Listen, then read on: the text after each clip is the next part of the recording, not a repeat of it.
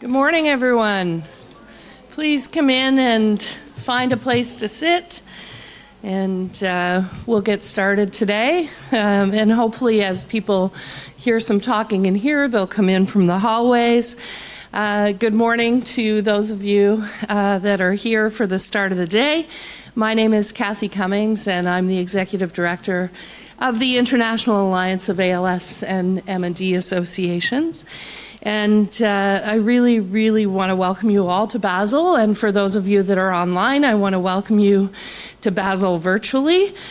We have fantastic attendance this year at the Allied Professionals Forum. We have 200 people with us in person, a little over 200 people, and an equal number online in our virtual community. So really a hearty welcome to everybody. I want to tell you a little bit about the International Alliance in case you don't know. We are an organization of organizations. So our member organizations are the organizations around the world that provide services and to people living with ALS and MND. So we don't have individual members, we have organizational members. Our mandate is global. And we are an enabler of global collaboration. And while those are the words that underpin all our strategies, I think that they are perfect descriptors of what we do. We are a gateway of information, and we provide capability to our member organizations to be able to provide those services in a meaningful way.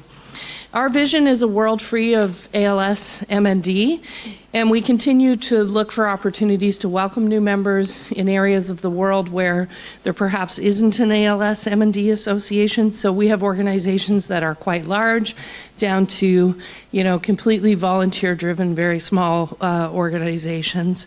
And really, we want to increase our global reach to continue to help families and best serve people living with ALS, MND. In addition to PALS and CALS, I shouldn't use short forms. In addition to people living with ALS and their caregivers, a key group who informs our work is each of you. The allied health professionals are so important in everything that we do. And not only do you inform everything we do, we have a lot of gratitude for everything that you do as well. I love this meeting, I have to say. I know I'm completely biased because I work for the Alliance, but I would love the meeting even if I didn't work for the Alliance. I so admire each and every one of you, I have to say, who work in this space day in, day out, and I want to say thank you over and over and over again to you. I'm going to turn it over to Sarah Feldman and Rachel Marsden, who are our fabulous moderators and co-chairs of the Allied Professionals Forum, to get us started on the 2023 edition. Thanks, Kathy. Good morning, everyone, and welcome, and thank you so much, Kathy. And, we agree that this is an amazing group of individuals, and we love to do this, and we love to see you all every year, and we will continue to do this as long as there's a need for allied health professionals to be trained in taking care of people living with ALS, MND. So let's get started. Rachel. My name is Sarah Feldman. I am the physical therapist and assistive technology professional at the MDA ALS Center of Hope, which is in Philadelphia, Pennsylvania. I was hoping to give you really good news about the Eagles this morning, but unfortunately when I woke up, I thought the score was incorrect. But we did not win yesterday, sadly. I also work with the ALS Hope Foundation, which is a nonprofit in Philadelphia. And I'm looking forward to hearing from everyone today. And this is Rachel. So, hello and welcome to everybody this morning. I'm Rachel Marsden and I'm the consultant nurse working in Oxford, and I coordinate the Care and Research Centre there. And I have a very top tip for you this morning. Do not go out in -5 with wet hair. I literally thought it was going to break off, so I shan't do that again tomorrow. But Sarah and I are really delighted to be back with you today, and we're so looking forward to the rest of the programme. And we're very happy to have people joining us online and also in person. Okay, so now on to the housekeeping piece. For those of you joining us in person, here are some things we'd like to make you aware of. As far as the program content, we've introduced a key change in this year's Allied Health Professional Forum program, focusing on experiential elements. And for all you speech therapists, I practice saying experiential elements multiple times. These are going to enrich your experience with more components and featuring innovative elements like apps, music, art displays, and even a food demonstration. We'll use this as a pilot to gauge whether we should do more of this in the next year in Montreal, Canada. Too bad Tammy's not here to hear me say Canada. And we hope you find them valuable. Please give us feedback on this. Videos from the meeting. You'll notice that the International Alliance's communication manager, Lynn Urukyu, will periodically have a tripod set up by the March of Faces banner. The March of Faces banner is a banner made up of people with ALS, and it's out in the lobby area. And she will be doing very short interviews over the next few days if you'd like to share on social media and to promote next year's APF. So please stop by, do a short video with her, let her know what you're thinking, and share with that. As far as questions and answers, after most of the presentations today, there will be a brief question and answer period. To ask a question of one of our presenters, please raise your hand and a microphone will be brought to you to share the question if you're in person. However, given that this is a very tight program and we keep you on time, if we're not able to get to your questions, we encourage you to reach out to the presenters via the event platform afterwards. If you require any assistance or have any questions throughout the conference, please find one of the Alliance staff or the volunteers wearing the ALS Swiss t-shirts, and they will be happy to assist you. So our virtual events platform is supporting everyone joining us both virtually today, and also you can use it in person.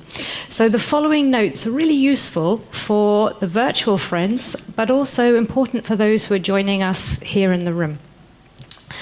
Hopefully you'll get the chance, and you have become acquainted with the platform itself, FeedLoop platform, and the entire conference and the whole week of this phenomenal programming will be conducted live, in person, and live streamed on FeedLoop. And here are some of the features for you to be aware of.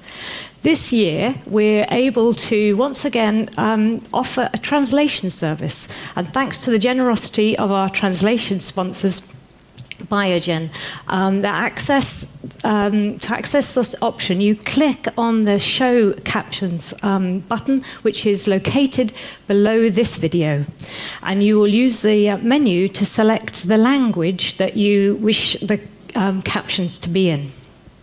Even those English captions will be helpful for those, if you're like me, hard of hearing, or if English is your second language. For those of you joining in person, please note that there is a delay on the live presentation and the video on FeedLoop. And if you choose to use it on your laptop, the translation service, please make sure it's either muted or you have your headphones in. As I mentioned, there's going to be a virtual platform for the whole of this conference. And if you want to open it in Chrome browser on your laptop or desktop, that's the best way to access it. You can get it on your mobile phone, but you will not be able to see the video content on that. The platform has a number of accessibility features, and if you move the cursor to the top right hand of your screen, you'll find a little symbol with a person in a circle. And if you click the drop-down menu, you'll be able to adjust and kind of make this experience more personal and comfortable for yourself. There is also a photo booth, a fun feature that you can go to and take photographs of yourself, and which we can use and post to the attendees here, or you can put on your own social media platforms. And to navigate to this, you go to the home page. You can also write in the chat lobby and or the session chat, and you can pose questions to the presenters. And please add these to the chat as we go. We have designated down here. We have designated questioners who will be reading the chat and will ask the questions live to the presenters. If you need assistance at any time, you can go to the tech support button, which is at the right-hand side near the bottom of the screen, and one of our events staff will be happy to support you. And the last of the housekeeping notes, if you're here in person, please mute your phones. And the bathrooms are out the door to the right. All right. So while I have your attention, we need to thank the following individuals and teams that have come together to sponsor this event and make it happen. It's really, really important. There's a lot of things that go on behind the scenes, including our notes that have been done here so lovely for us, that happen that people don't know about, and we need to thank the following people. First, I'd like to share my sincere thanks to the team at the Alliance for putting this event together. Thank you, Kathy, Anjali, Jess, Julia, Liana, and Lynn. I'd like to thank our AV team and the Movenpick staff for helping make today happen. And this is our third day of meetings. We had the Alliance meeting over the 2 days before this, and they were phenomenal for that as well. I'd like to extend my thanks to our sponsors for this year's conference. Again, we truly could not put this on without their support. Our gold sponsors are Amylyx and MT Pharma America. Our silver sponsors are Cytokinetics, Ionis, and Zambon. Our bronze sponsors are Arrowhead, Biogen, Novartis, and Sanofi. To our AGM sponsor, Amylyx. Our Allied Health Professional sponsor, ALS Hope Foundation. Our lunch sponsor, ALS Hope Foundation, Sano Genetics, and Zambon. Our Wi-Fi sponsor, Fight MND. The lanyard and delegate bag sponsor, Amylyx. Our travel sponsor, Denali. Our post-conference survey sponsor, Les Turner ALS Foundation and MT Pharma Canada. And to our exhibitor booth sponsors, Emotion Food Company and Your ALS Guide. Join me in thanking all these people.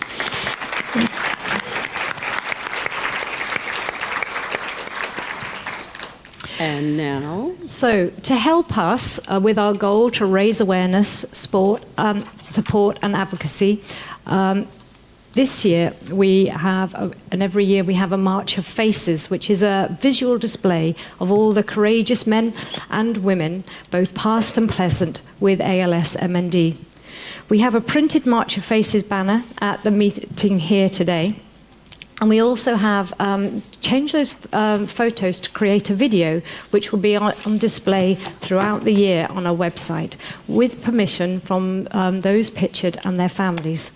It's a powerful reminder of our collective vision for a world free of MND. So please join us now to watch the March of Faces video.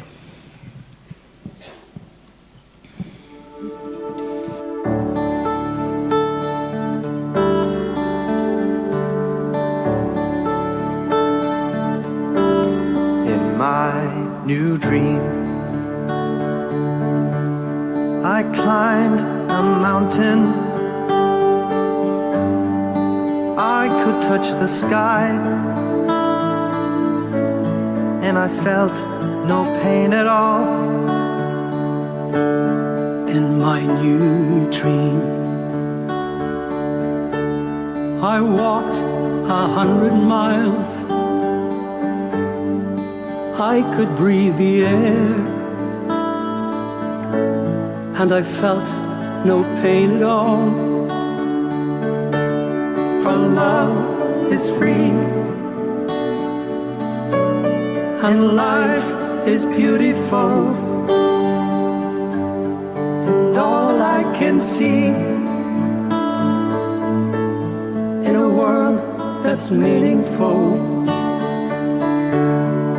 Once you believe, then anything's possible. It's worth fighting for. In my new dream, in my new dream, I sang a lullaby, though a happy song, it still made me cry. In my new dream, my arms waved in the air, God reached out to me, and it made me cry. For love is free, and life is beautiful, and all I can see in a world that's meaningful. Once you believe, then anything's possible. It's worth fighting for. In my new dream,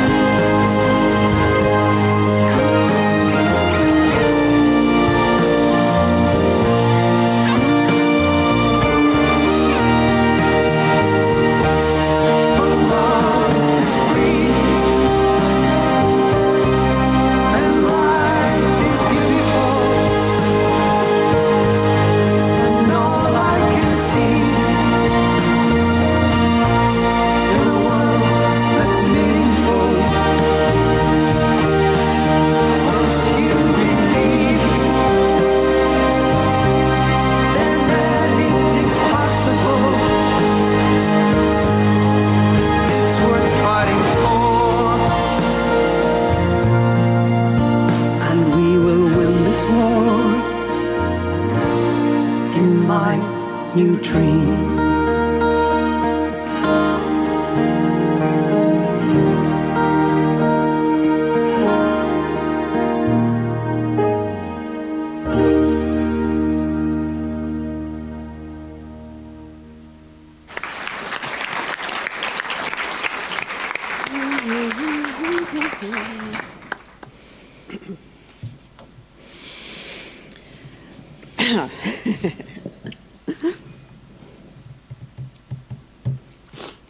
So, as allied health professionals, we're all reminded of, why it is that we do what we do.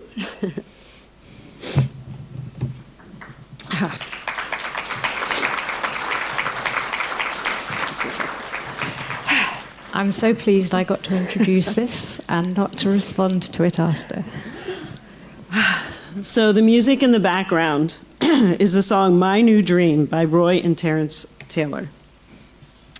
They launched the song in support of the Irish M&D Association in 2020, and it went to #1 on the iTunes chart the weekend it was released. The two Mr. Taylors very graciously gave us the rights to use their song for the March of Faces banner, and we thank them. Sadly, Roy Taylor passed away on June 1st, 2023. He was diagnosed with ALS-MND in April 2018. A lifelong musician, he devoted his final years to raising awareness and funds with his son through his music group, Watch Your Back, MND. We'd now like to play a short video tribute to him, as his music will continue to inspire us and missions around the world in our fight against this disease.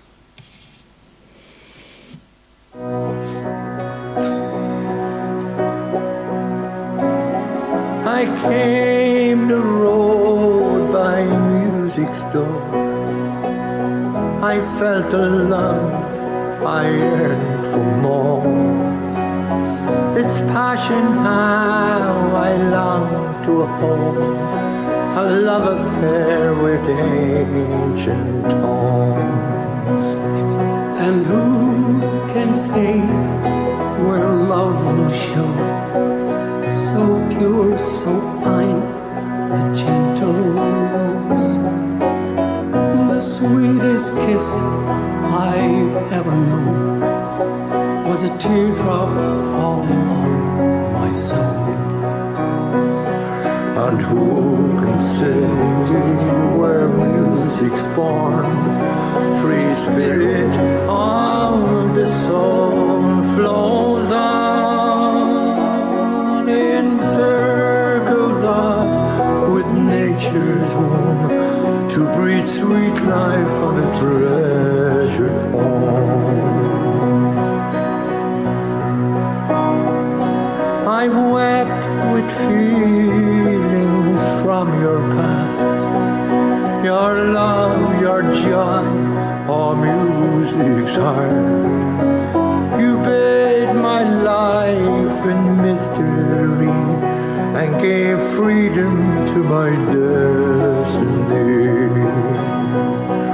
And who can say where music's born, free spirit of the soul flows on, encircles us with nature's womb, to breathe sweet life on a treasured home.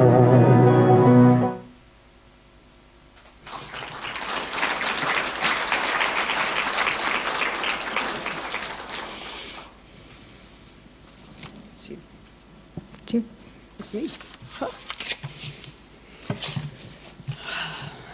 It is because of dedication of people like Roy Taylor that we have made progress and continue moving as one global force towards our vision of a world free of ALS-MND. We have also compiled messages from the people we serve, those living with ALS-MND, that we'd like to allied health professionals to hear to inspire you in your daily work.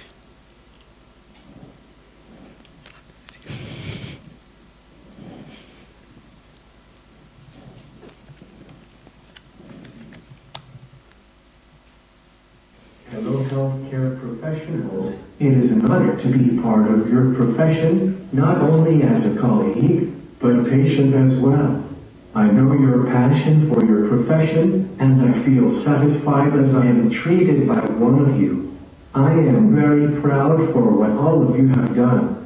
Keep it up, because there are going to be more of us who are going to trust their lives in your hands.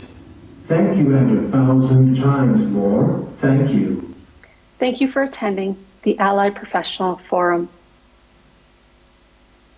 As a person with ALS, your participation means that people like me and families like mine are optimizing our quality of life, thanks to your dedication and your support. Dear professionals, if it was not for you, we would be like a leaf in the wind. Thank you for all you do. Ladies and gentlemen, my name is Akar Kaya. I'm from Turkey, living with ALS for over 30 years. I want to take a moment to express my sincere gratitude to all the allied health professionals who have joined us today. Your presence here today is invaluable, and we deeply appreciate the essential roles you play in healthcare.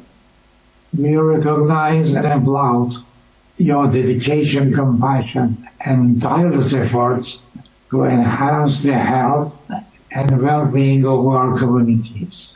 With my deep gratitude, thank you. Teşekkür ederim. I want to give my personal thanks to all allied professionals attending this year's forum.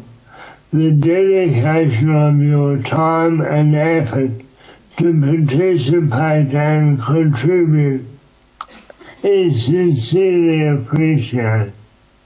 The needs of people living with ALS, MND can differ greatly, but we all need the support and assistance that you provide.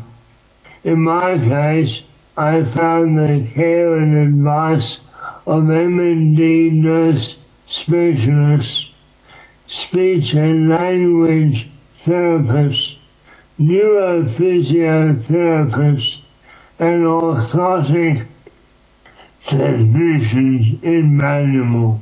I hope everyone enjoys and gets much from the forum. Thank you, professionals, for sharing your best practices in healthcare to give a better care for all ALS patients all over the world. So spread the word.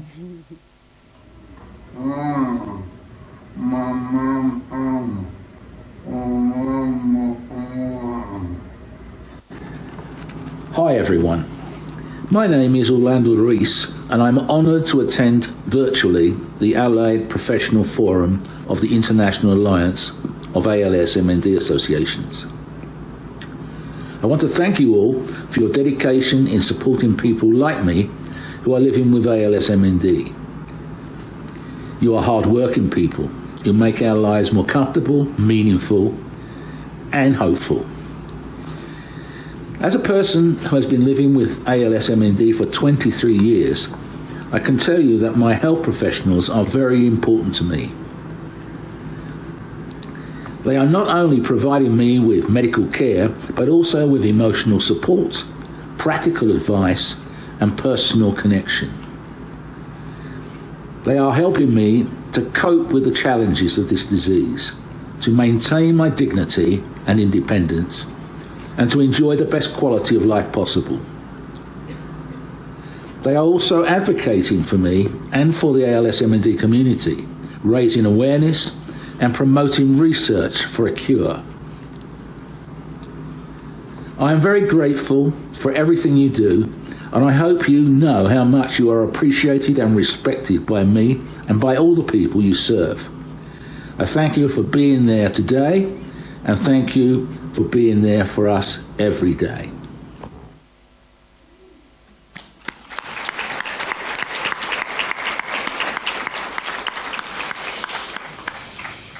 Well, nothing can say it better than that. All right, so we thank you. We will then, Rachel and I will thank you for joining us today, and we hope you enjoy the presentations to come. So I'd like to invite our first presenter to the stage. It's Sarah Solomon.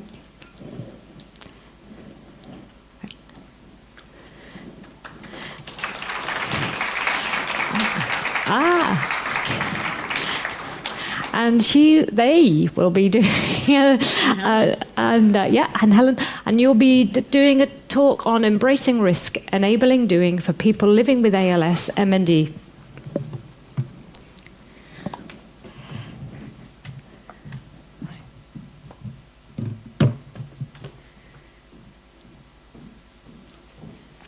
Hello and good morning, everyone. It's lovely to see you. I am supposed to be here, I did promise this was a joint presentation. So my name's Helen Carey. I'm working in Florida as Programme Director. I've been working with ALS MND for a long time. My name's Sarah. I work in Australia at the Statewide Progressive Neurological Diseases Clinic, which is the statewide MND clinic in Victoria. I'm also the daughter of someone who lived with MND, so I come with sort of two angles to this.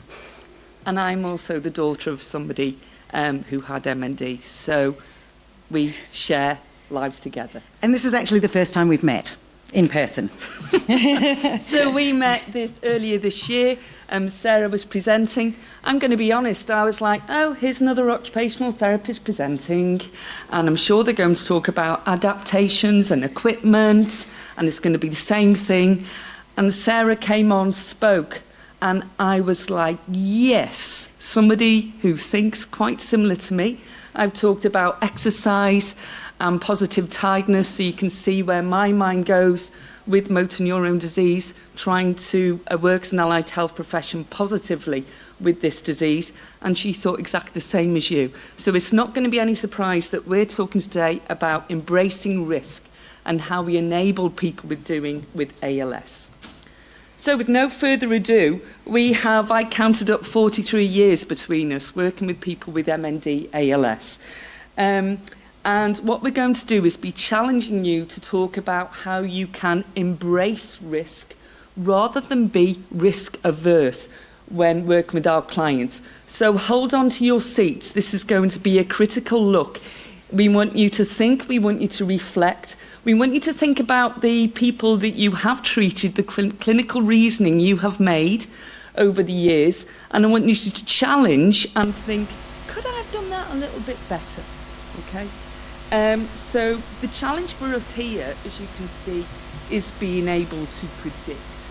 So predict an individual's progression. You'll all know that as allied health professions. That's really, really difficult. You are, how I always think, one step.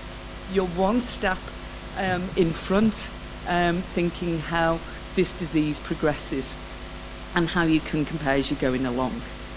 So, but that sounds great. But positive risk-taking is really important, as well as many of you will know with working with people with MND ALS. And this has been known since about 2004. Yet, interestingly enough, if you do literature reviews, there is lots and lots of evidence that occupational therapists discuss us talking about doing are actually the most cautious in our decision-making for enabling risk. We're the ones that talk about safety lots and lots of time. And as I've spoken on before, sometimes prevent doing because of our over-belief in safety. Certainly some of the studies that I've done looked at how lots of people with MND ALS thought that occupational therapists actually limited their engagement due to the preoccupation with safety. So, we ask you this question. What of the activities important for that individual are perceived by health professionals to come with a risk of harm, injury, stress, or deterioration of symptoms? And I'm sure now, while you're sitting here, you can think of many, many cases where this has been a conundrum for you. So we're going to talk here about you taking positive risk-taking. Positive risk. In your clinical reasoning, lean on the side of positive risk. To be able to make sure that individuals live in line with their values, that they're able to achieve their bucket list, that we enable people to live in harmony. Here, let's look here about all the many multiple things. If we look at the circles on the right, the many multiple things that somebody with MND ALS has to think about. Ventilation, medical appointments, having a different future, modifying their home, losing employment, needing to think of the acceptance of their diagnosis, needing the equipment to communicate. A whole host of decisions that they have to take. And do we sometimes give them the full information to be able to think about those decisions? Do we sometimes err on more caution rather than really enabling them to go for risk on what they really want to do? So I think when you hear health professionals talk about the dignity of risk. People have the dignity of risk to make choices. But I think what I really want to challenge you to do is to ensure that you are giving your clients that you are working with all of the options so that they are making an informed choice to be able to exercise their dignity of risk. Because individuals have the right to not go ahead without recommendations. And essentially they are that. They may be a recommendation. They are not a rule. We are not the masters of everybody's lives, and everybody has different lives, different things that are important to them, different houses, different families, different bucket lists. And as occupational therapist, I would really like to ensure that we are enabling people to do what they want to do, and knowing that there is no clinical pathway to this, and everybody's doing list is very, very different. And that if we're not ensuring that people can do what is important to them, that because we are worried about eliminating risk, then really are we doing what our job is? Our job as occupational therapists is about doing. And so the positive outcomes that they might have that has a small amount of risk involved with it is so much more important than not doing that. Like, I've been following people living with ALS for MND for 15 years. I think of Steve Gleason. He climbed Machu Picchu when he was diagnosed. He got carried up a giant mountain in Peru. We look at Dr. Justin Yerbury from Australia, who at the conference in Perth in 2019, he flew.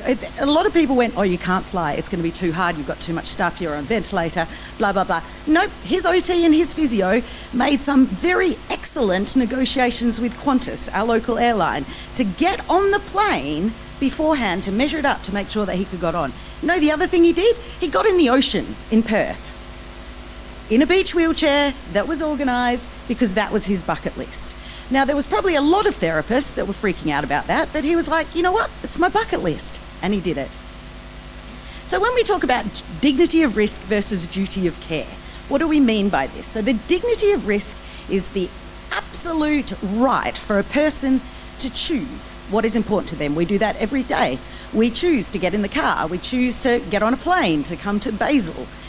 And our duty of care of health professionals is to ensure that we are providing our clients with all of the options, all of the information, all of the knowledge to ensure that the decision that they are making is based on all the information, not just the thing that we are recommending. Oh, I'm on my soapbox, I'm sorry. And so where does this go? This dignity of risk versus duty of care. And often they are presented as a dichotomy. They are opposites, they don't go together. And I would challenge you to try and think of them, how they can go together. Our duty of care of health professionals is to ensure that we can let people try, touch, look at their house, look at what's important to them, look at their families, their support system, and then put into place letting them try the options. Because I think one of the things that I know, that with our speech pathologists, they talk about risk feeding. Fine, seems to be okay, that people get that.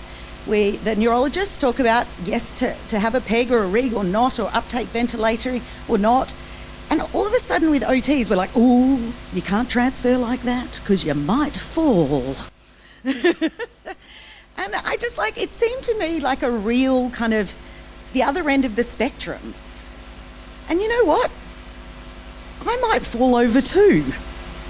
We all might fall over. And yes, we can put into place things to eliminate the risk of falling over, but if someone still wants to walk around their house holding onto the furniture, when you've explained to them, there's these options and these options, and we might move that mat, and if they don't want to do it, that's okay, that's their choice.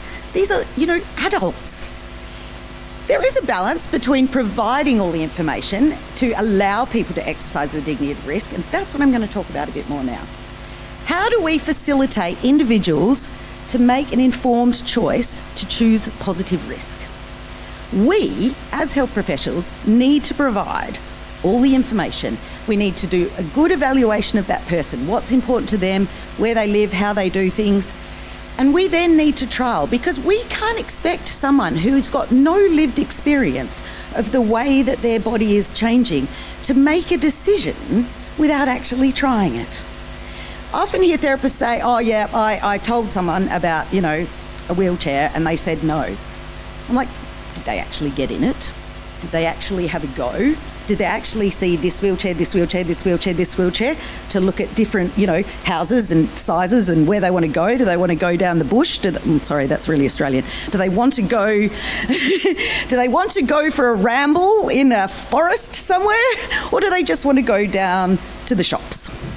And that ensuring that the information that we are providing is easily accessible and without bias. It's not up to us. We shouldn't be choosing for people. Sometimes people want help making the decision, and they want, what do you suggest, or what do you think is the best thing? And I certainly will give those kind of opinions, but again, it's my opinion based on a good evaluation.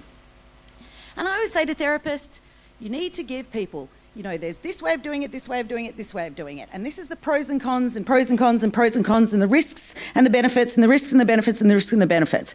And then the person can choose. So how do we support this decision making? Well, clearly, as I've said, we need to support the individual with their priorities and their values. We need to simplify the decision making a little bit, because this is a language that no one understands. External memory points. I say this as I always will write things down. You know, I even know when I was going through, you know, sessions with my mum, and I'm a health literate person who's worked in this organisation, that I did not always remember everything that everyone said. So writing it down, really important. Multiple times, you might need to plant the seed. You know, in our clinic in Australia, it's set up like an independent living centre for people with MND. And people can walk around and just have a look at things, because they don't know what they don't know. Building insight. Things may change, knowing that the goalposts are going to change. Things are going to change. And that's okay. It's all right to just go along this journey with someone. Now, I think I've probably talked too much now. You're fine. No, I'm fine. All right, I'm going to give you a little case study. This is Mr. B. That's me and Mr. B. So he was a 42-year-old man, lived with his wife, his 4 young daughters. The youngest daughter was 5.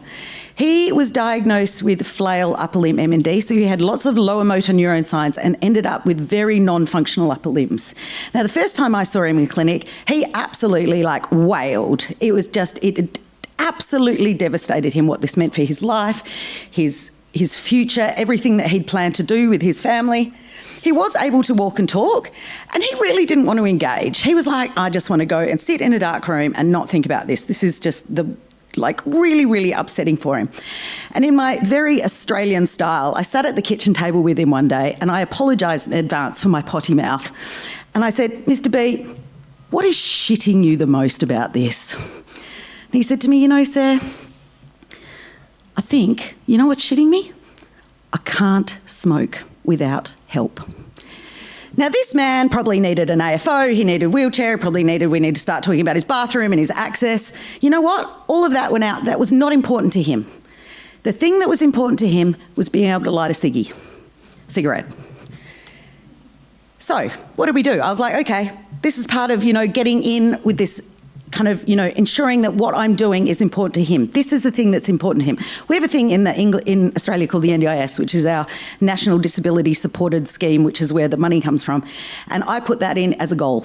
He wants to be able to smoke. So what did we do? The things he identified as important was he wanted to smoke, he wanted to have a drink, he wanted to walk around his house and his property with his kids, despite this risk of falling, and he wanted to use his computer. So what do we do? I wasn't going to go anywhere around the things that were going to reduce risk, because he was going to push me away as fast as he could. So I was going to look on smoking. But I was really kind of honest with him and went, you know, dude, I don't want you to fall over and break a leg, because that's going to be more disabling. Oh my God, this is what we did. That's a video. There we go. So I worked with his mate and the local men's shed. This was prototype 1. Prototype 2 is on the right. You can see simultaneously we're working on the computer. He's got a QHAR Zono head mouse on his hat, which he could get onto his computer with a foot switch. But we hacked an electric arc lighter, which is what the mountaineers use, and we switch adapted it so he could light his ciggy. And then he had a little holder that we made. This was prototype 1. So prototype 2, you see, all came together. He even had like an ashtray. He had the mirror that we got off a car because he couldn't see when the end of his cigarette was going to hit here. And so he burned his lip. There you go. That was my number one thing. Let's give you case number 2. Mr. C, 57-year-old, living at home with his wife, diagnosed with MND. Dysarthria, dysphagia, limited upper limb movement, starting to now be a bit wobbly when he's walking. Wanted to eat and drink and wanted to continue to work. He was told quite frequently not to eat, not to drink, not to take any fluids. If we didn't embrace this, he was going to push us away. So he drank pints of beer quite frequently. Without any problem, and was happy with it. Crisps and such like, kept eating and wouldn't use any mobility aids. Did we stumble sometimes? Yes. Did we fall sometimes? Yes. But he still wanted to do it. Let me introduce you, that case study was my dad. My dad diagnosed MND July 97, died at home with us, 98, quite quick. Worked till 2 days before he died. Quickly, the last case study, Mrs. L, 69-year-old lady living at home, diagnosed 14 months after the symptoms started, lived in a very rural area in Australia, had quite rapid progression of symptoms, had quite a lot of things happen along that way. She also had quite a lot of chronic health conditions, which made the kind of diagnostic period very tricky.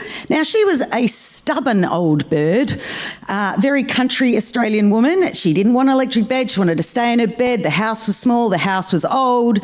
She did have a peg. She didn't love it. She didn't love NIV. She also lived in a really rural area, so to even get a bed, it was going to be literally impossible. And so her therapists were great. They tried to use a hoist, couldn't use a hoist. Her joints hurt, tried to use a standing machine, couldn't do that. Her son was this big kind of burly Australian dude, and the daughter was there as well. And in the end, they just went, you know what, we're just going to lift mum. We're just going to slide her from bed onto the wheel commode. That was the easiest. She also, because of her Crohn's disease, the peg feeds were nasty. There was all sorts of things going on. And she was dying really quickly. She really wanted to stay at home. That was my mum. I slept up and down. She slept in this side of the bed and I slept this way. And my brother and I would get up in the middle of the night, and he is a big, giant dude, and she weighed about 50 kilos by this point. Yes, we did manual handling training. Yes, the physio and the OT talked to us about we tried all the things. But when your mum is screaming and she's in a hoist because all of her joints hurt, I was not going to be doing that. Yes, we knew there was risk. 100% knew there was risk, but I was willing to take that risk for her quality of life. She died at home, in her bed, in her house, with us around her. That presentation was probably an emotional one, knowing where we come from. Thank you very much for listening. What we challenge you is sometimes your clinical reasoning. Think. Enable risk rather than be risk averse. Thank you for listening to us. Thank you very much. I just encourage you to let your people do the things.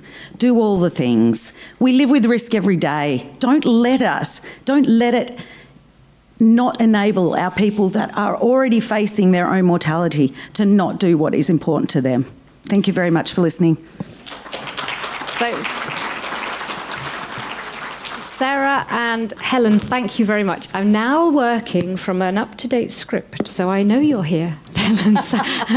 Thank you. What we haven't got time for now is many questions, but I have one just thought for you. I think OTs, I love the passion of your talk and your presentation, but I think one of the things our OTs struggle with a lot is when somebody wants to use a stair lift and those times and transferring at the bottom and the top. What would you suggest?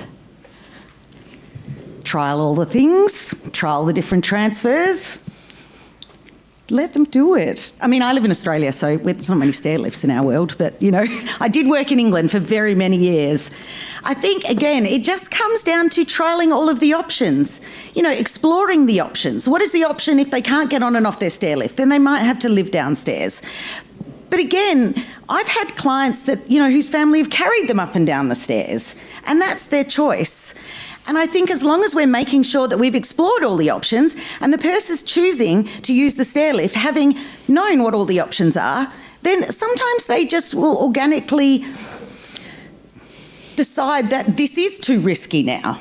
You know, they'll just use it and then one day go, no, I'm ready to move downstairs. But it's not up to me to decide when that is. Okay, thank you very much.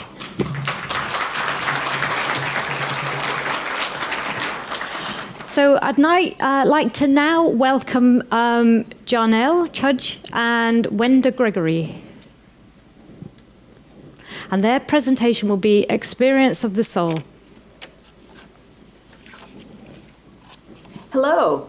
Both Jarnell and I are happy to be talking with you today about our exploration of ways to use technology to help improve quality of life and to hopefully look at technology in a more positive light.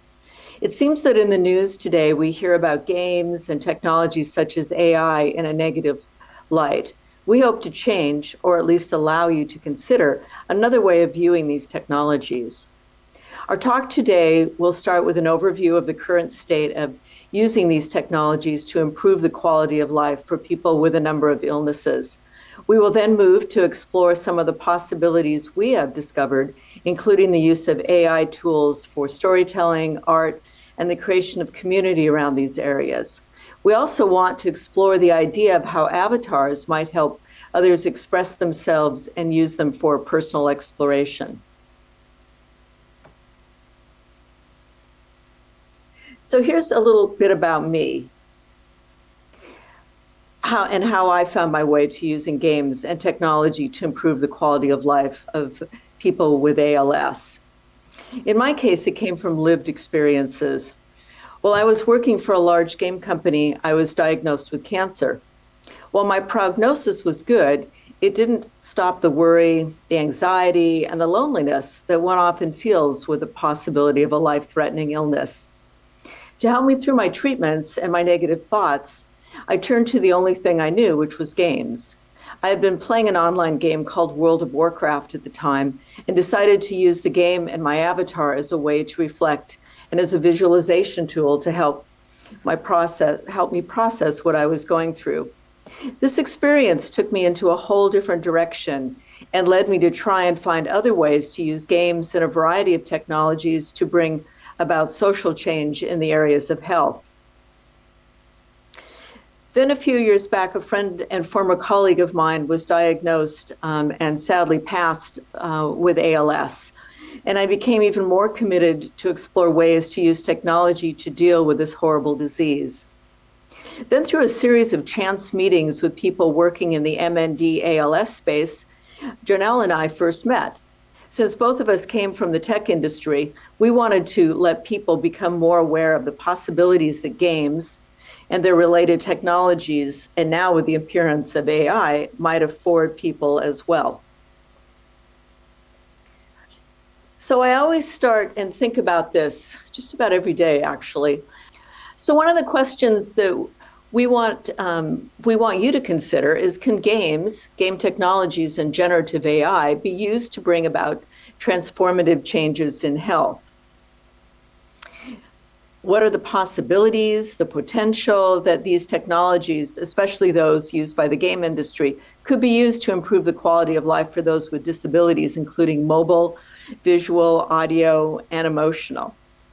And today, we want to give you an idea of just some of the ways that these can be used, and perhaps in some unconditional ways. So let's start first with where we've come. In terms of the health sector, games and gamification have actually been used for a number of years and for a variety of illnesses to help encourage people with stroke and Parkinson's, and even to help with pain management, encourage them to exercise, to help with cognitive recovery, fuzzy brain, if you will, in terms of cancer and pain management. They've also been used to encourage children who often refuse to participate in physical activity through games such as DDR or Dance Dance Revolution.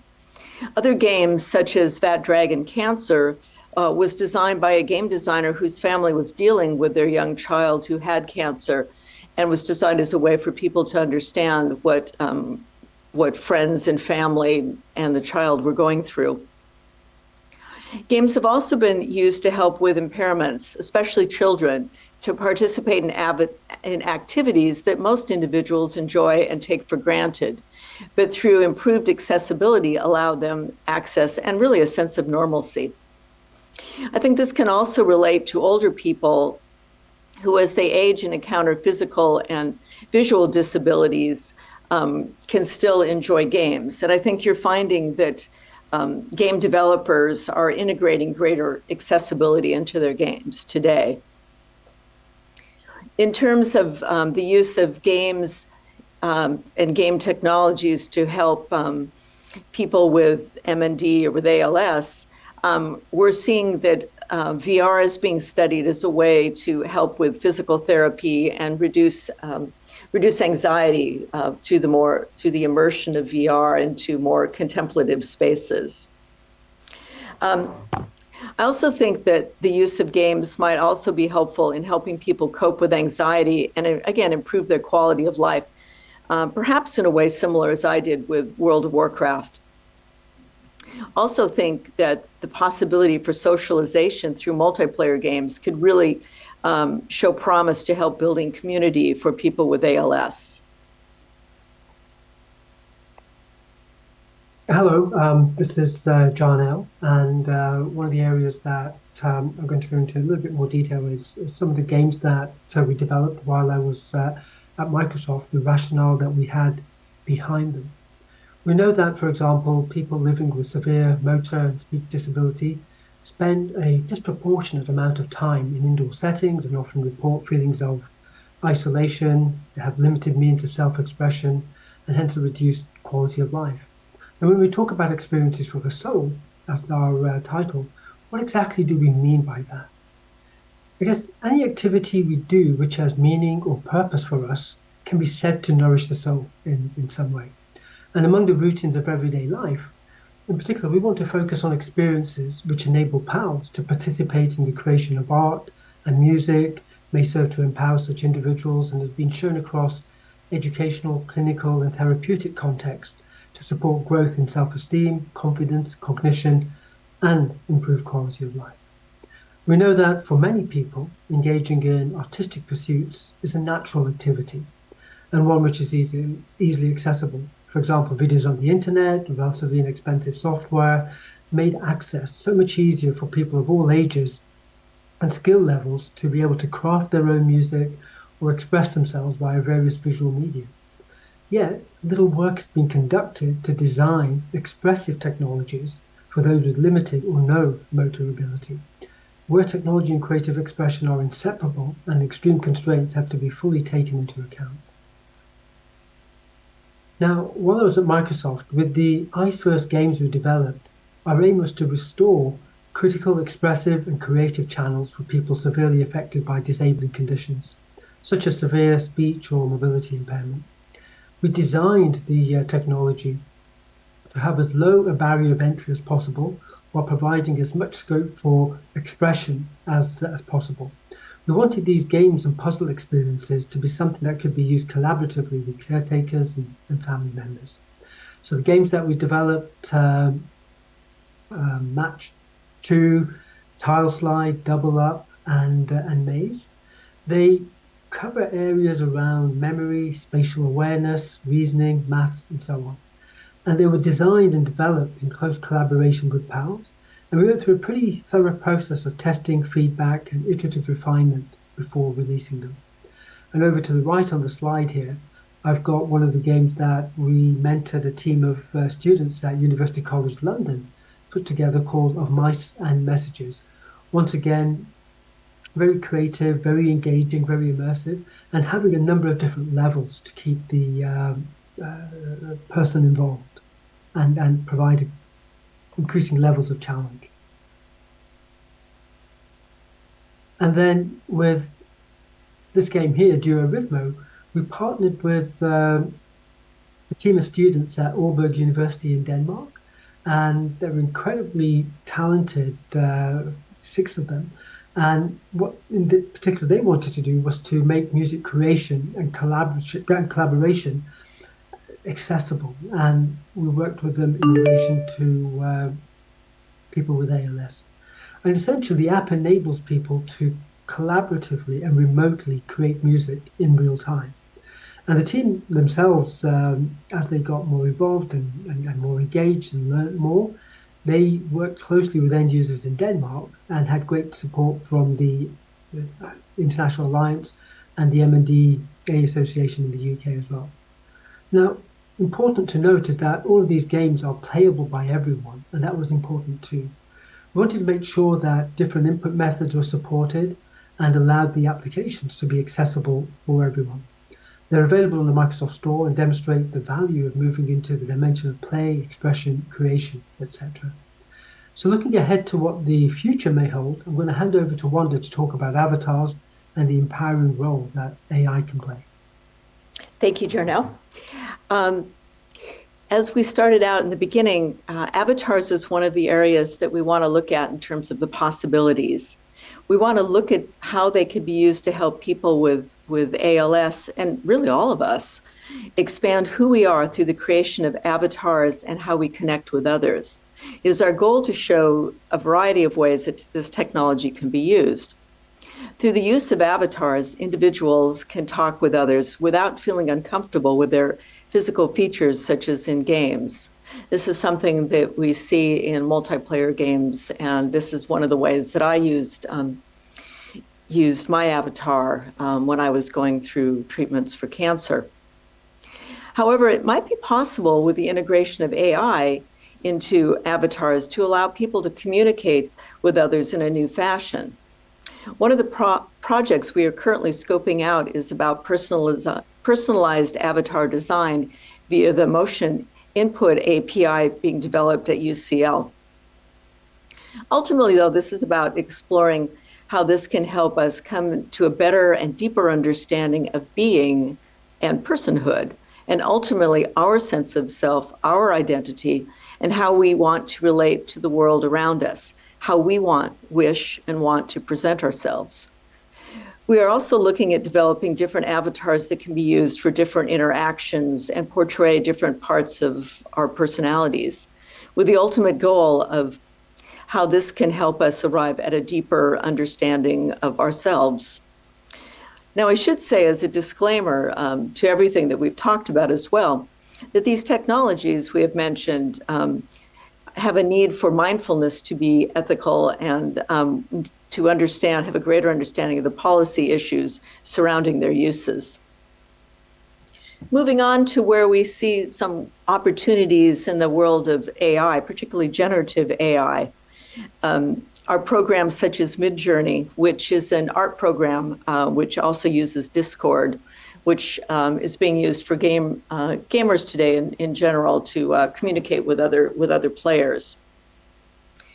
We're thinking that through Midjourney and the creation of art, people can discuss their art and build relationships with fellow AI enthusiasts and artists. We think this might offer a way to reduce isolation in a contained and secure online environment. Through the use of text-based words, Midjourney and other programs as well, other art programs, can create art based on the prompts that are used. Additionally, AI is being used to create audio based on text, to edit, create, and enhance audio. While probably still in its early stages, it does show promise and would allow others to share not only their art, but audio as well. Having gone looking into the future, what are the possibilities that technology such as AI might offer in improving quality of life? We've mentioned the Avatar project, and the other one that we're developing is about how we can use generative AI for storytelling and creative writing, perhaps through an AI chatbot. The intention here was that it would be autobiographical, where the user is guided by the chatbot to capture, and in a structured way, key moments, episodes, experiences of their life. The output then would be the creation of a memoir, which embodies who a person is or was. And also by adding voice through the advances made in voice preservation, cloning and banking, etc., perhaps this can also add more substance to the work, make it more human, but without pretending to be more than it actually is. Now, in this session, we hope we've presented a parallel perspective to the traditional focus on medical treatment for ALS and MND, one which focuses on a person's inner life in particular, their mental and their emotional well-being. And in order to do that, particularly through the lens of ALS, we've drawn on our understanding and our beliefs on what makes us human, and the experiences that bring us joy, fulfillment, purpose, and meaning. Now, we know that technology has the capacity to change our relationship with the world, and in doing so, it helps construct our own view of reality and how we experience it. And through understanding and developing this role of technology and the perspective of a person who's locked in, we believe we have the opportunity to get to the heart of what really matters for a person, what's important and essential to the quality of their life, for example.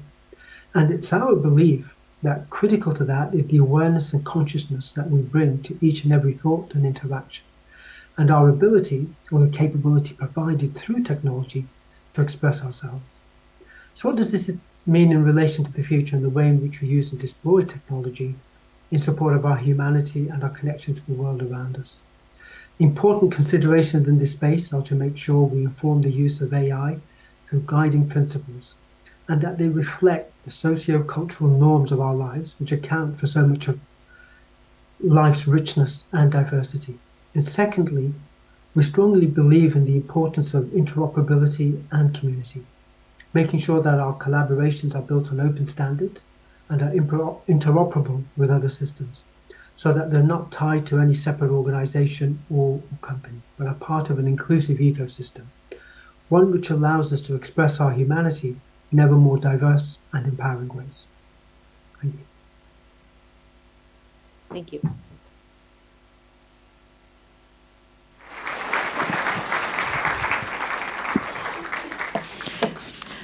Thank you so much, Janelle and Wanda. I think that was absolutely mind-blowing. I started thinking of the presentation because I'm a technophobe, and I was thinking, well, I don't game, and I don't do that. But as you were mentioning avatars, I then realized that I use it all the time. I use a Swift bike, and I cycle, and I also use Discord. So I'm quite pleased with myself. But how do you envisage helping people who are like myself, but not using it, kind of less techno kind of savvy? How do you suppose that we can help to influence their lives?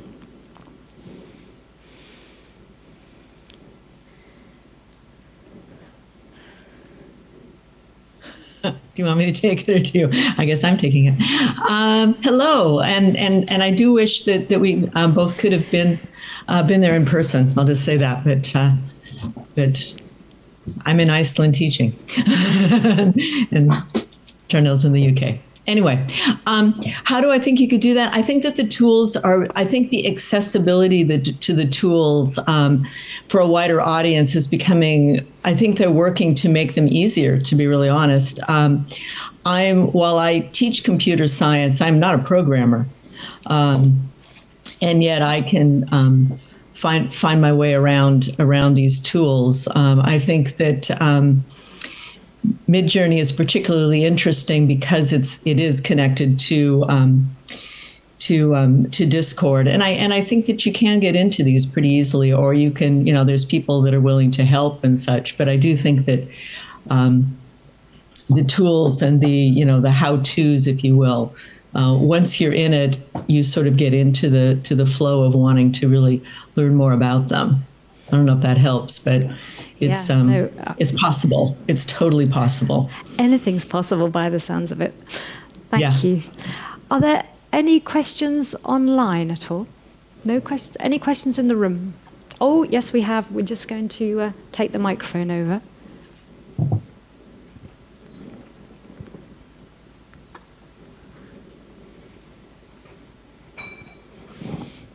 I was just, this is Richard Cave. I'm from the MND Association.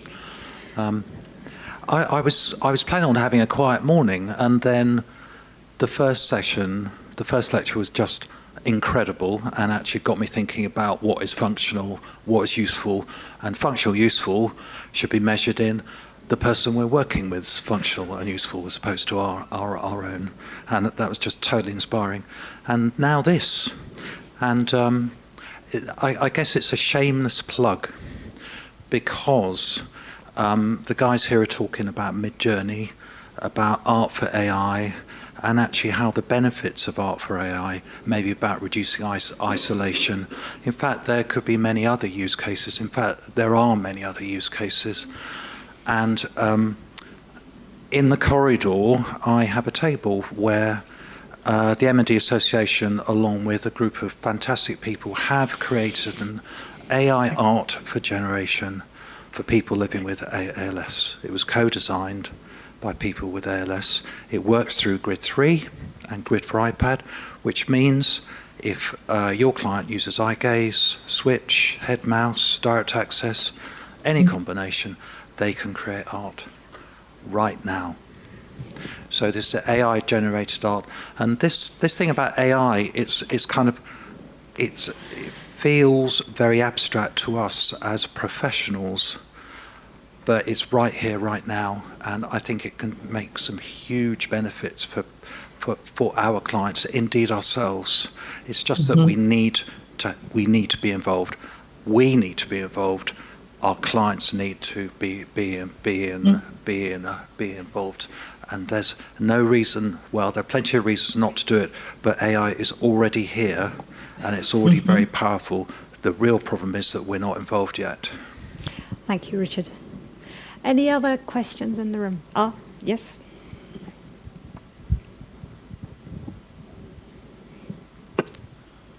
Thank you, Martha, and both of you.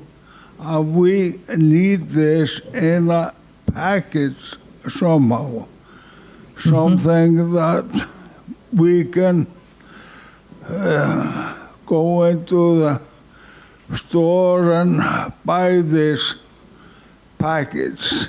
It's, if I go into these technical stores today, I have no idea what to buy or what to use.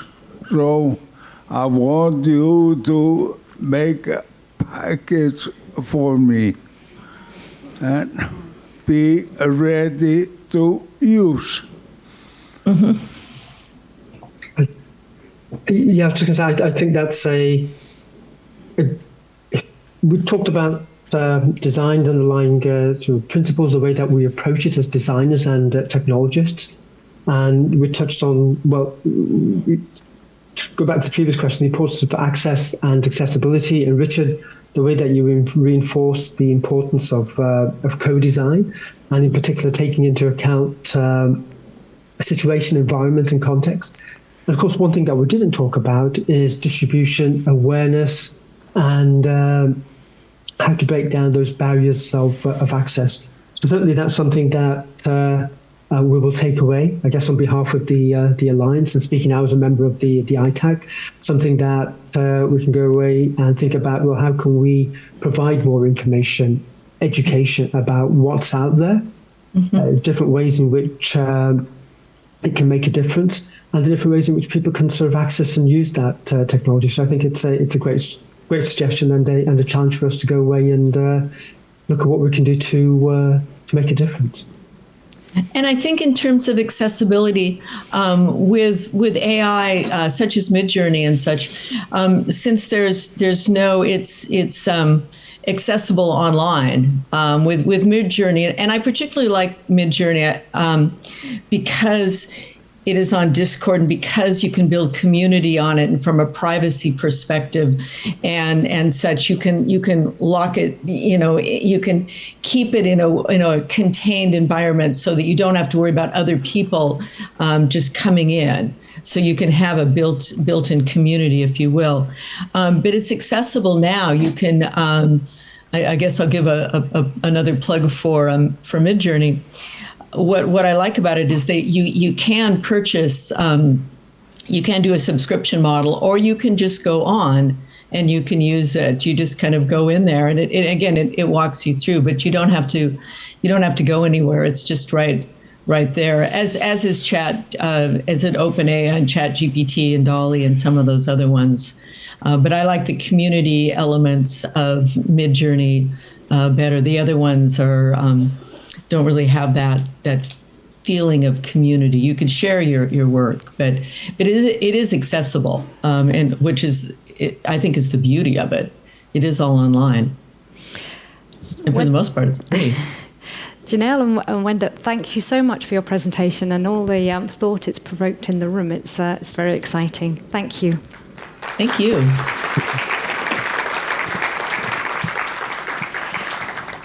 Now we've got something very exciting to do. To have now as a one-off, a first, we have an interactive presentation, and I'd like to invite to the stage Gudlag Dislag Dochtert and Gabriel Serrero and Francesca Mancuso.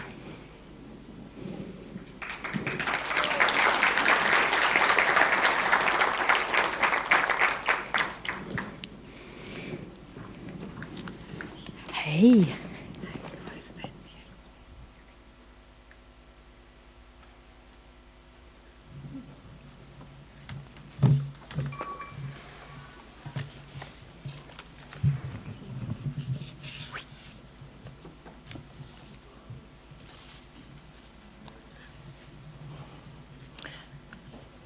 Hello, my name is Guðlaug Gísladóttir, and I am a dietitian at Landspítali University Hospital in Iceland.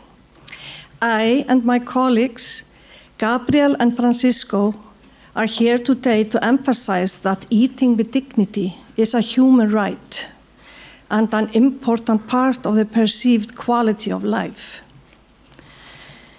A part of this, to offer people with ALS access to pureed food that not only tastes well and is nutritious, but also is aesthetically attractive and recognizable. This process to achieve this was born as a part of my master's at the University of Iceland in 2022. The name of my research project, Eating with Dignity, exploring how eating can be improved for people with ALS with a focus on pureed food. In 2019, I think I forgot the slices. Okay, myself.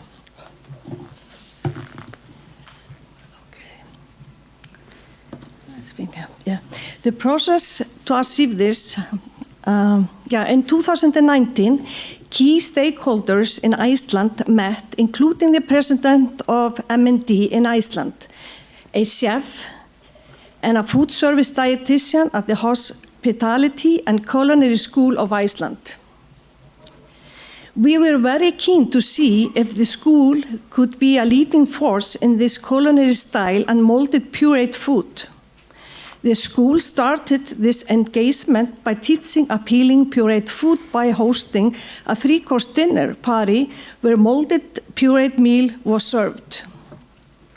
Today, all food technician and culinary students are learning how to make texturizing pureed food that have been shaped or molded that looks like appealing and is tasty. It has been reported that dysphagia occurs in 85% of people with ALS, meaning that the majority of these people will develop dysphagia. When people with ALS encounter swallowing difficulty, pureed food is regularly recommended. However, the current food is often criticized for looking and tasting dull, undiversified, and non-palatable. This needs to be changed because people eat less if the food is unappealing and tasteless, which can lead to weight loss and malnutrition. The latest modern texturizing agents and cooking techniques for pureed food have improved most plates, look and feel, and hold the original taste, flavors, and colors. Modifying a regular food into a recognizable and visually attractive pureed food increases appetite. It motivates people to eat more and enjoy the meal, especially when eating with others at home or participating in a social event. The appearance of food and how food is served directly affects people's appetite and nutritional status. The importance of appetite is most often underestimated. As supported by several scientific sources, appetite is stimulated by numerous physiological processes labeled the encephalic phase of digestion, where the senses sight, smell, taste, and touch play a big role. An appealing presentation of pureed meal not only stimulates a better appetite, which leads to a better quality nutrition, but it also generates a sound physio-social well-being around the meal event. My thanks to the audience, and over to you, Gabriel. Thank you.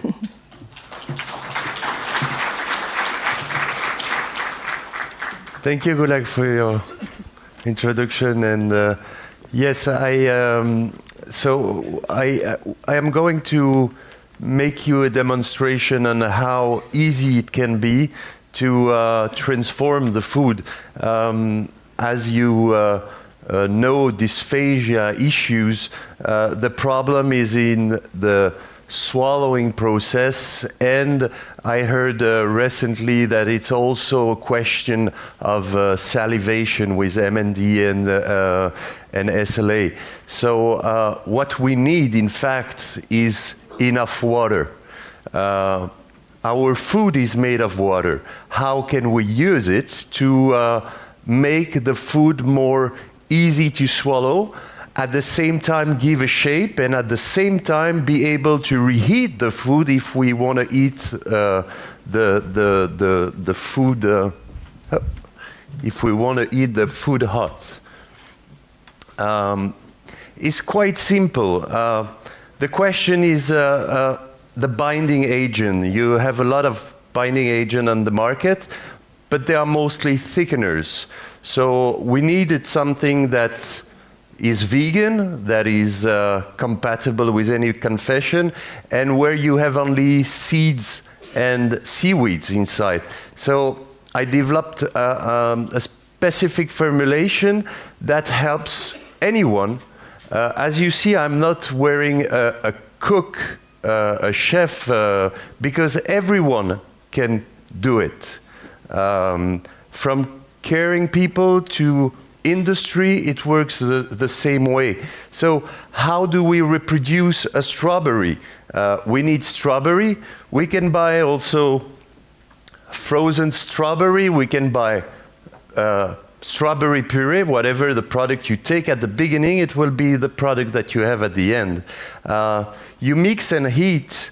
You add the binding agent, and you cool down.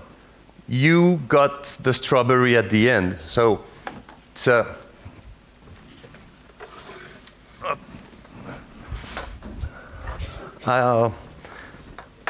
I made some molds because the shape of the food, as Gulag said, is a cephalic phase of digestion. If I can identify a product, my body will prepare the enzyme, salivation, and all my body will be ready to receive or protein or fat or fibers. So giving the shape will help people to identify the strawberry. If you have a mashed strawberry, you won't have the same feeling and the same appealing on the product. So the technique is very simple. Just mix and heat. I'm going to show you, by the way, because I brought all the material for that. I'm going to make pickles.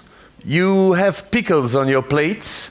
I will explain to you what you have on the plates in a few minutes, but just to show you how simple it is. So I take pickles. If I like very acid pickles, I put the vinegar as well.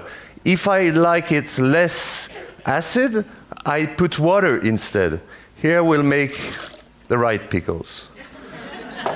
Acid one. Where is it? Here. I take the product. There is a quantity that you need to add to this preparation. Here we had 500 grams of pickles with the juice. So depending on the quantity I'm going to add, I will have a pickle that I can hold in my hand. Sorry. I can hold in my hand like that and be able to eat alone. Make yourself independent and be able to put in the mouth with the hand. If I have a severe dysphagia, I'm going to put less product in order to have something softer, up to semi-liquid. So you can adapt depending on the quantity. And when you know how to make pickles, you know how to make all the recipes, because it's always the same process. So just add a product. This is heater and mixer at the same time. So there is only one step, is just mixing and heating the product.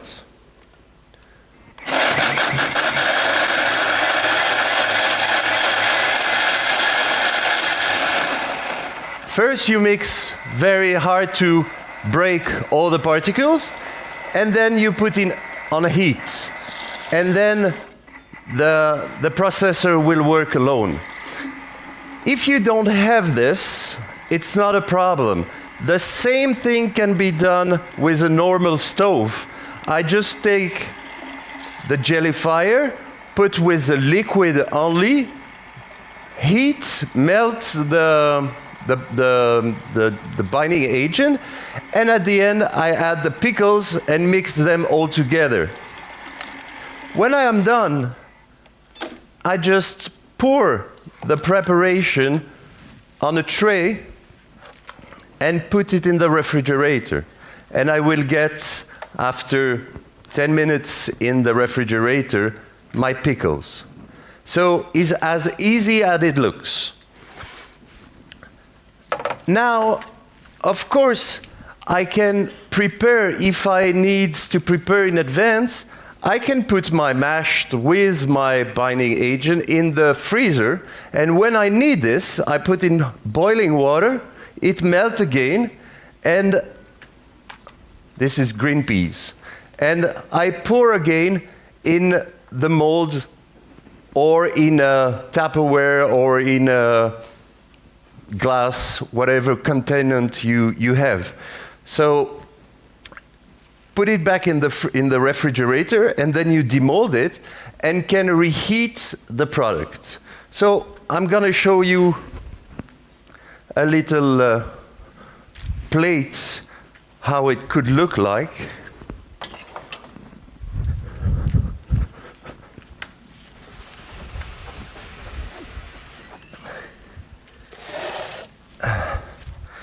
So, it's like on TV, I made some stuff in advance, like that you don't waste your time looking at me.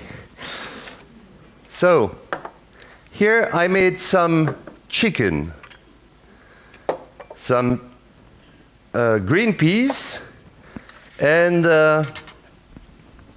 I made some pumpkin, but for today it will be carrots. because it's the same colors. So, same process that I did with pickles. I put in the first, on the back of my mold, I put some reduced balsamic vinegar to give the color like if it was roasted. So it can look a bit gimmicky on the shape, but if you create a shape that underlines the identification of the product, you seduce, you make it more appealing. This is the green peas. In fact, is one pea because it's one full piece. So with and then you can also just sculpt your preparation. For example, let's make carrot. If I want to make carrot round, here we go.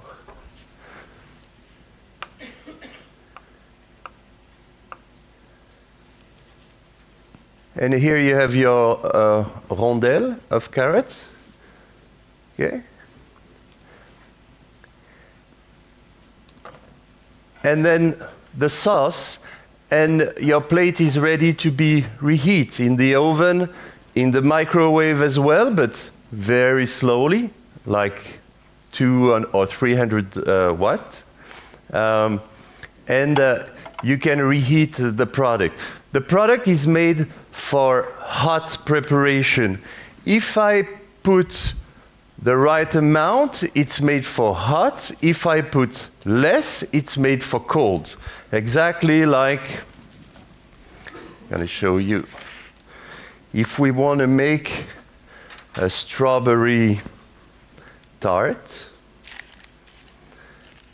because you can make the bread, you have bread on your plates.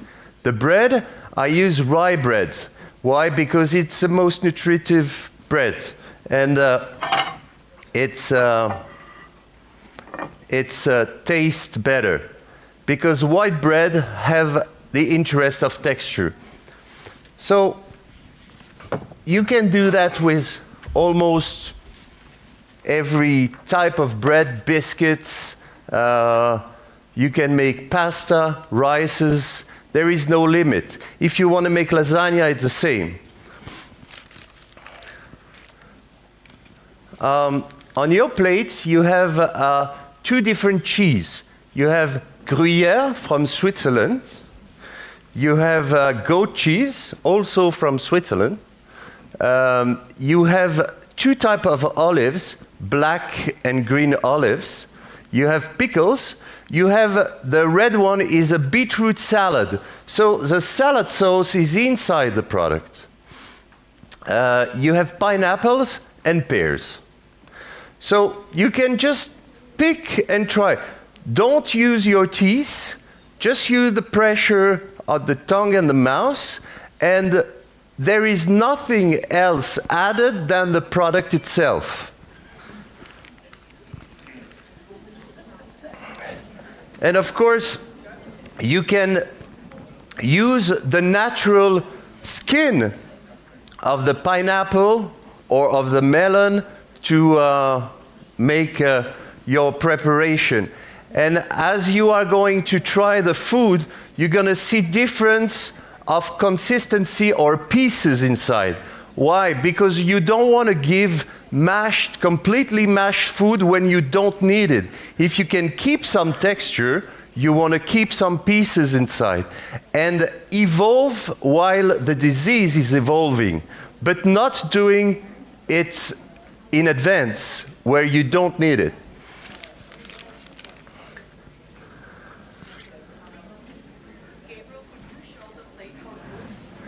Yeah. So here I made You have the strawberry tart and the chicken, but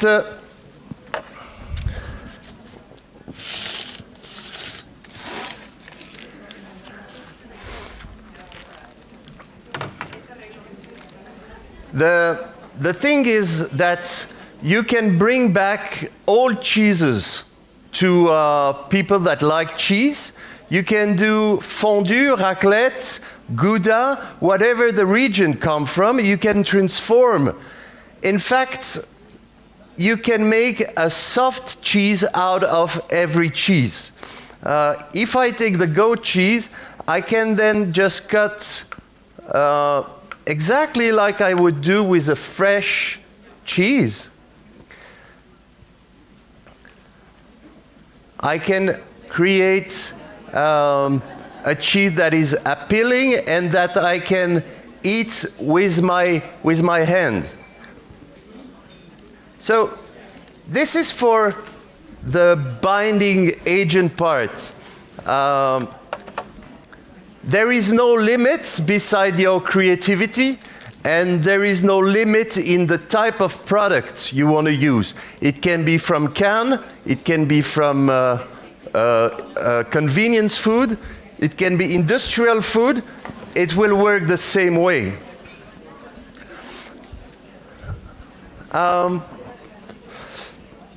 In addition to that, the problem with dysphagia is not only the food, but it's also the liquid.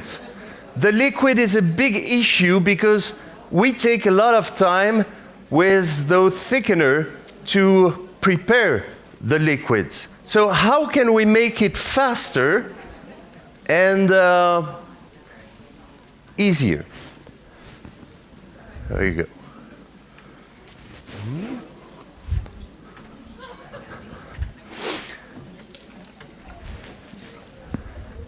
We're done with the time? Be the party pooper to stop you. No, I don't know. You got 1 minute. I got 1 minute. Okay. Just show you how to make the liquid. So I take the juice.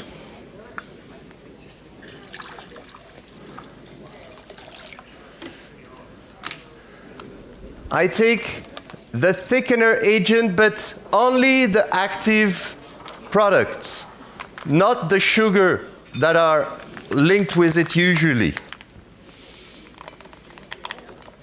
You put your powder, you just mix this.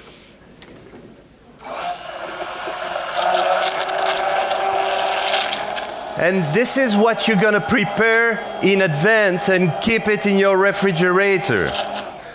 So you have your juice, and when you need it, you're going to put the juice that is thickened on half of the glass,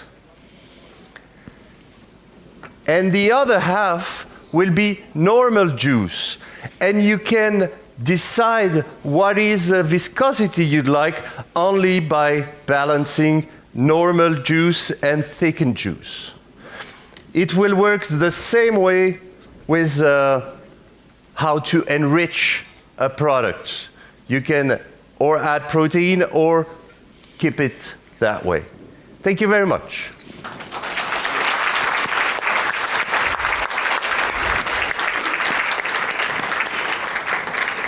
Well, I'd like to thank Goodlag and Gabrielle for an incredible session. This is the first time we've had such an incredible interactive session on so many levels. And I apologize for those of you at home who haven't been able to quite experience some of the wonderful food that tastes wonderful, and it's quite extraordinary. May I just ask if there are any questions? They're too busy eating. Ah, yes, over.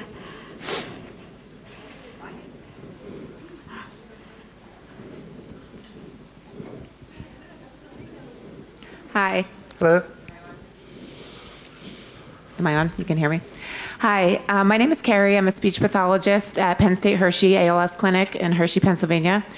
First of all, I just want to say the presentation is amazing. This is beautiful food. And I definitely agree that the visual presentation of food is very important for people, especially on altered diets, because I agree when you serve somebody a plate of just plopped food, nobody wants to eat that.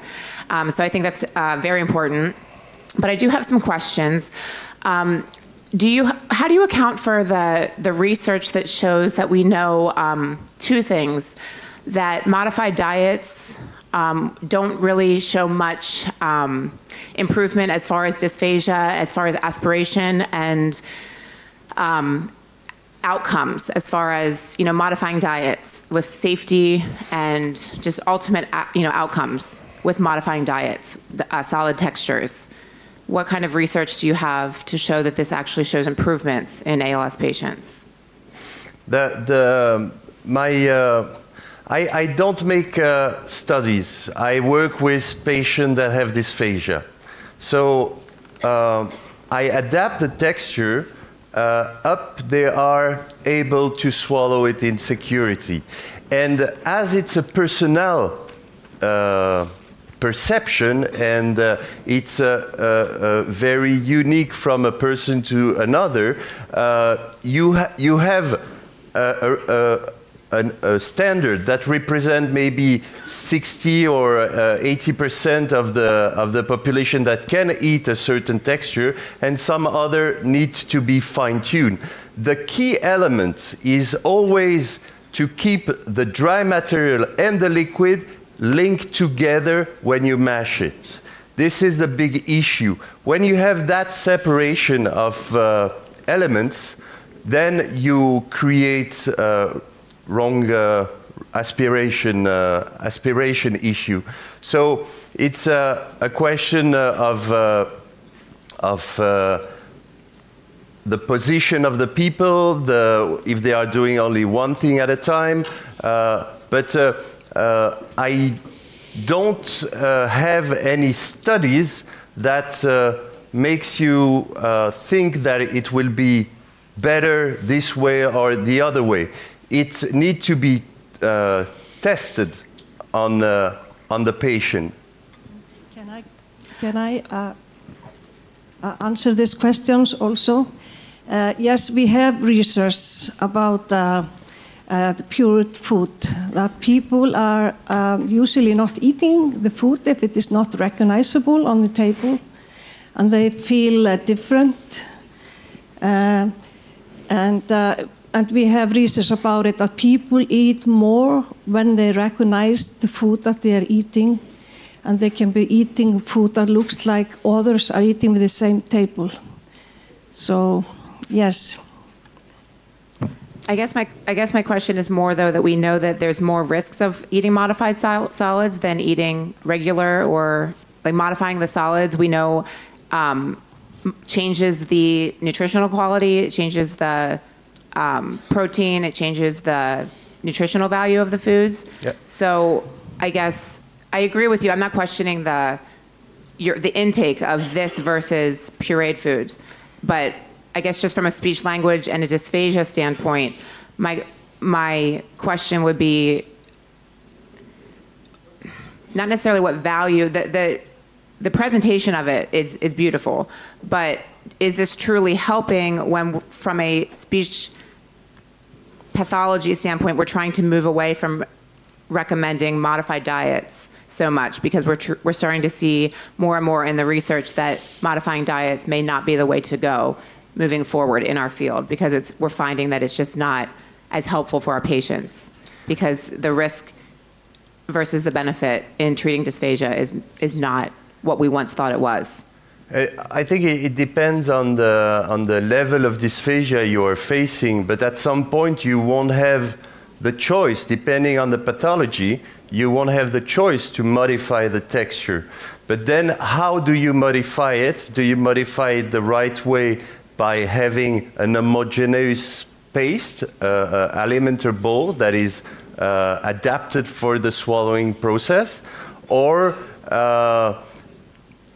all the thing is to give mashed food or smooth food the latest that you can.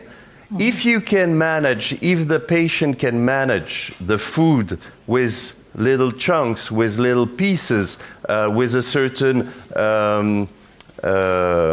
granulometry, you have to give it to him. And the mixing process, it's more a decision that is a medical basis decision.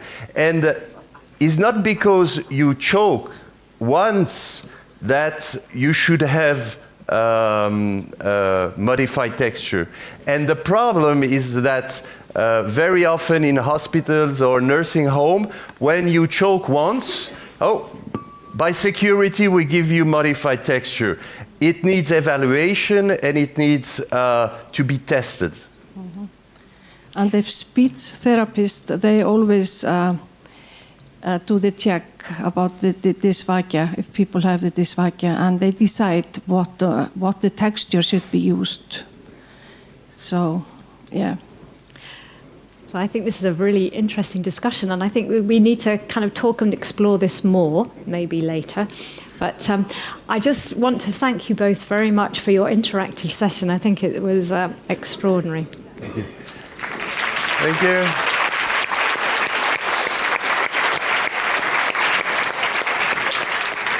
If you want to have more discussion, we'll be outside and you can try more food and open debates about what you'd like to talk about.